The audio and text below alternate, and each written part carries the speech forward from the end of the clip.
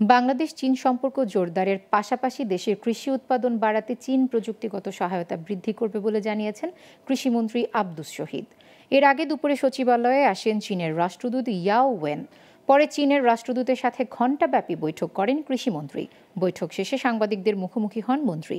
এ সময় তিনি বলেন, বাংলাদেশ থেকে এবছরই আম নিতে চায় চীন। সেজন্য চীনের একটি বিশেষজ্ঞ প্রতিনিধি দল আম পাকার সময় আম বাগান ও উৎপাদন কার্যক্রম পরিদর্শন করতে চায়। জুন মাসের প্রথম দিকে প্রতিনিধি দলটি বাংলাদেশে আসতে পারে।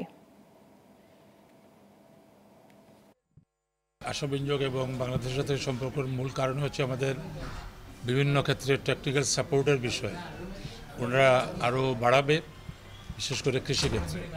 আমরা অনেক মেশিনারি তাদের দেশ থেকে কিন্তু আমরা আনি, সেটা আর বাড়াবে। আর আমাদের দেশ থেকে তারা আম আমদানি করবে, আম নিয়ে যাবে, মিষ্টি আমের জন্য তারা খুবই উৎসাহী।